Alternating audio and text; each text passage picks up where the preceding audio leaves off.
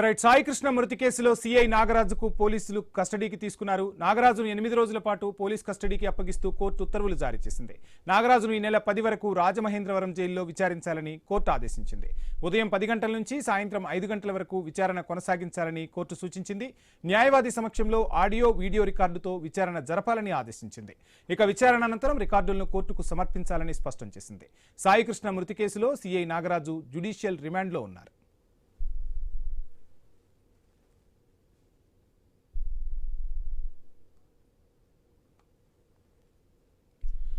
Right. Sai Krishna మృతి కేసులో CI Nagaraju పోలీసుల కస్టడీకి తీసుకున్నారు. నాగరాజును 8 రోజుల పాటు పోలీస్ కస్టడీకి అప్పగిస్తూ కోర్టు ఉత్తర్వులు జారీ చేసింది.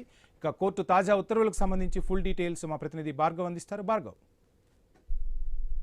ప్రధానంగా అటు కృష్ణలంక మాజీ సీఐ నాగరాజు ఇప్పటికే రాజమండ్రి సెంట్రల్ జైల్లో కూడా ఉన్నారు. ఆయన్ను కస్టడీకి అప్పగించాలని కూడా ప్రత్యేక విచారణ బృందం చిట్టు కోరగా ప్రస్తుతం ఈ రోజు విజయవాడలోని సెకండ్ ఏజీఎం కోర్టులో హాజరుపరచగా అక్కడ అందుకు అనుమతి ఇస్తూ కూడా ఆదేశాలు జారీ చేసింది ఏజీఎం కోర్టు. వాస్తవానికి అటు సాయి కృష్ణ మృతదేహం మాయమైనటువంటి మిస్టరీని ఛేదించేందుకు మరిన్ని నిజాలు కూడా రాబట్టేందుకు సిట్ అధికారులు 12 రోజుల కస్టడీ కోర్టు కూడా పిటిషన్ దాఖలు చేశారు. అయితే ఇరుపక్షాలు విన్నటువంటి న్యాయాధికారి 8 రోజులు మాత్రమే ఈ కస్టడీకి గ్రీన్ సిగ్నల్ ఇవ్వడంతో ప్రస్తుతం ఆ సిట్ అధికారుల కస్టడీకి నాగరాజు వెళ్లేటువంటి పరిస్థితి కూడా ఉంది.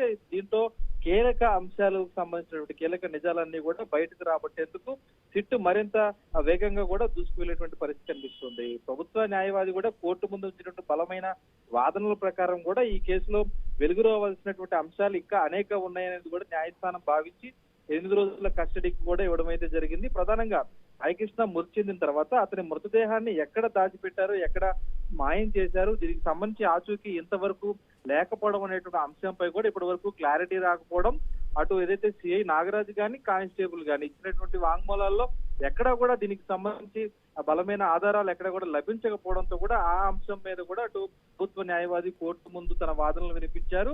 ఆ కోణంతో పాటు మరోవైపు స్టేషన్ లో అసలు ఏం జరిగింది అనేటువంటి అత్యంత కీలకమైనటువంటి ఆధారాలు లభించే సీసీటీవీ ఫుటేజీ మాయం అవడం పట్ల కూడా అటు ఆ న్యాయవాది వాదనలు వినిపించడంతో ప్రస్తుతం ప్రాసిక్యూషన్ కోర్టుకు దృష్టికి తీసుకెళ్లినటువంటి ఈ అంశాలపైన విచారణ కొనసాగించేందుకు న్యాయస్థానం అయితే ఏజీఎం కోర్టు అనుమతించినట్లు తెలుస్తుంది. అయితే ప్రస్తుతం రాజమండ్రి సెంట్రల్ జైల్లో రిమాండ్ ఖైదీగా ఉన్న సిఐ నాగరాజు కూడా ఓవైపు ఈ వాదనలో తోసిపుచ్చుతున్నారు. తన వద్ద ఈ కేసు గురించి ఇంకా ఎటువంటి అదనపు సమాచారం లేదని, తనకు తెలిసిన వివరాలన్నింటినీ కూడా ఇప్పటికే సిట్ అధికారులకు చెప్పానంటూ కూడా నాగరాజు ఈ విషయాన్ని తోసిపుచ్చుతున్న నేపథ్యంలో ఈ 8 రోజుల కస్టడీలో ఏ విధంగా సిట్ అధికారుల విచారణ కొనసాగబోతుంది అనేది కూడా అటు రాష్ట్ర వ్యాప్తంగా సంచలనంగా మారినటువంటి పరిస్థితి కూడా ఉంది. ఎందుకంటే తను మళ్ళీ పోలీస్ కస్టడీకి ఇస్తే గనక తన ప్రాణానికే హాని ఉందంటూ నాగరాజు ఆందోళన వ్యక్తం చేసిన నేపథ్యంలో తనను విచారించేటువంటి విషయం అంతా కూడా వీడియో రికార్డింగ్ చేయాలని, అలాగే తన న్యాయవాది ఎవరైతే లాయర్ ఉన్నారో ఆయన సమక్షంలోనే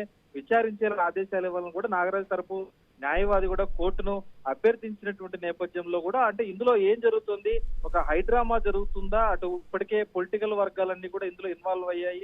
రాష్ట్ర వ్యాప్తంగా అటు ప్రభుత్వం మీద కానీ, పోలీస్ శాఖ మీద కానీ, వైఎస్ఆర్ కాంగ్రెస్ పార్టీ కానీ, ఇతర ప్రజా సంఘాలు కానీ, అటు మానవ హక్కుల కమిషన్ స్పందించిన తీరు ఇవన్నీ కూడా వివాదాస్పదంగా మారిన నేపథ్యంలో ఇప్పుడు ఈ విషయంలో నాగరాజు తోసిపుచ్చినటువంటి అంశం ఏదైతే ప్రాణహాని ఉందన్నదో ఇది నిజంగా ఒక హైడ్రామానా, నిజంగానే ఇటువంటి పరిస్థితి ఉందా లేదా అనేటువంటి అనుమానాలు అయితే వినిపిస్తున్నాయి. అయితే నాగరాజు ఇచ్చినటువంటి వాదనల నేపథ్యంలో కూడా ఆయన తరపు లాయర్ వినిపించినటువంటి వాదనల నేపథ్యంలో కూడా విచారించడం అవసరమని భావించినటువంటి సెకండ్ ఏజీఎం కోర్టు న్యాయాధికారి ప్రస్తుతం ప్రాసిక్యూషన్ వాదనలతో అయితే ఏకీభవించారు.